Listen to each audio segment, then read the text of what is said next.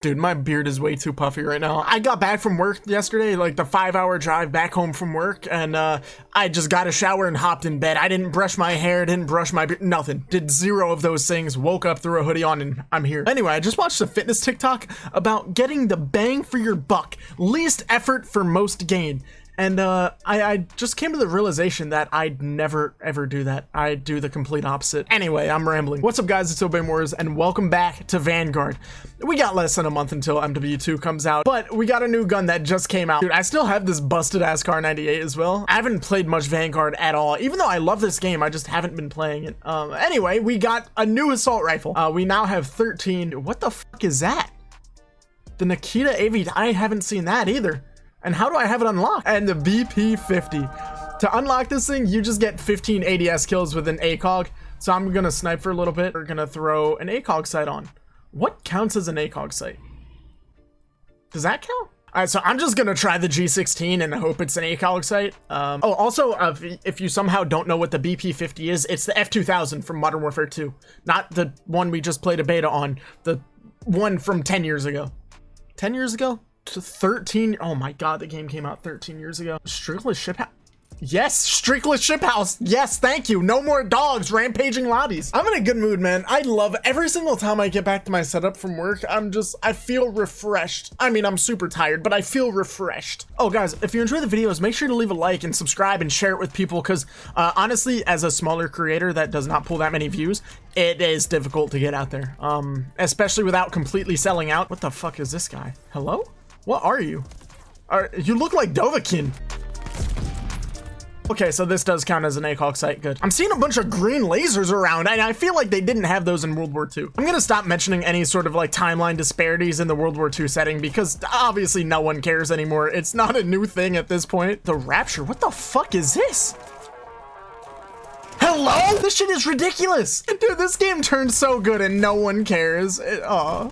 What a shame, dude. What a shame. Ah, we got the BP50. Tight. Dude, this looks exactly like the MW2 one. Like, it actually looks like they ported it over. If they don't put this in actual Modern Warfare 2 2022, oh man. It sounds suppressed. Wait, the laser. The Charlier? The Charlier? It's Charlier. It's more Charlier than the rest. All right, we got the Charlier laser.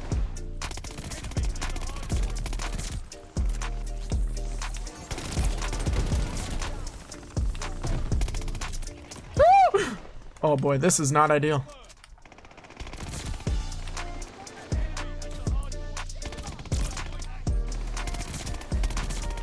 On my like 5-ish hour drive home yesterday, I was kind of thinking to myself, like, man, some of these drivers are definitely really new. They have no idea what's going on. And it made me think, I was a new driver at one point, and I started thinking about just different driving stories that I have from when I was awful at driving. I was so bad at driving. I feel like everyone was when they first started, and I did grow up on a small farm. So I grew up like when I was 10 years old learning how to drive tractors and driving cars on back roads and shit. Like, I learned all that stuff, riding four-wheelers around. But it's still, driving on the road is a completely different beast. Driving a truck on a highway or through a city, town, it's all way different than driving through woods. And I've had my fair share of not knowing what to do or bumping stuff, and like, you know, the whole thing. But there is one story that just stuck out to me. One time where I felt the dumbest I've ever felt in my entire life, partially because I wasn't by myself. Oh my god, that camo looks that's so reminiscent of Red Tiger on the F2000. Ugh. Oh, a new playlist? Did they really swap out Strictless ship house for fucking grindcore go long? Champion Hill. Do you guys remember Champion Hill? That alpha, the Champion Hill alpha was so fun. When I was playing with Buzzrow and Finest, oh, then we matched against Scump and got absolutely railed. Good times. Dude, the LA Thieves, that looks so sick, man. Oh, camos just look so nice on this gun. All right, I miss her so much. So back when I was in high school and I first started driving, I had this little rusted out 2000 Dodge Dakota. 2000? It was a 2000 Dodge Dakota, I think. And it was great. It had some duct tape holding some stuff together. It was fantastic. It got me from point A to point B. And one day after school, I think we had some sort of practice or we were lifting weights. I forget what we were doing, but I was with one of my friends. I'm like, yo, I'll take you home, man. It's all good. Like, you don't have to take the bus. I'll just drive you home.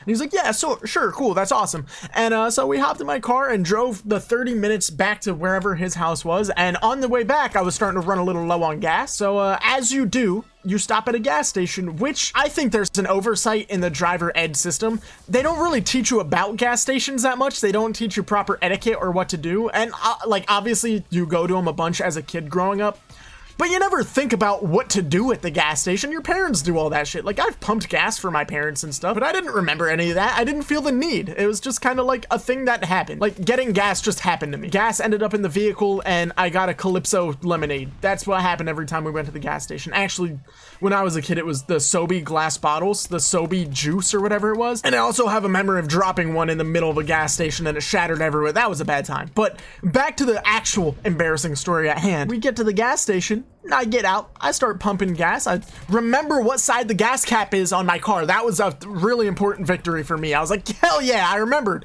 because I have pulled up on the wrong side before. I feel like everyone does that at some point. And even if not, I'll just keep telling myself that so I don't feel as stupid. So we pull up to this gas station. He goes in, gets some snacks or whatever, and I'm just out pumping gas. I get done pumping the gas. He comes back outside. We're talking for a little bit. He's telling me where his house is, and I'm like, okay, cool. I throw the gas nozzle back on the rack, hop in my truck, and we take off. So we get driving down the road a little bit. We stop at this stop sign and someone's honking at us. We pull up to the stop sign. The guy behind us is just honking and he yells out to us. And I turn around. I put the car in park and I turn around. I'm like, what's up? You forgot your gas cap. And I was like, oh shit. And I'm like, where is it? And he's like, it fell off in the road somewhere. You should probably go get that. And I'm like, oh my God, I probably should go get that. That's important for keeping the gas in the tank. I went to a vocational school, but I was in electronics.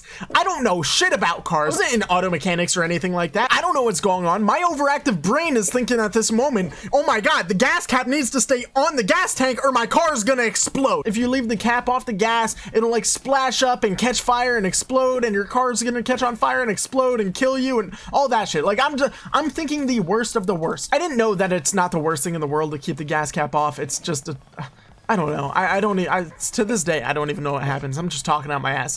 Who knows? Your car could explode when you don't have the gas cap on.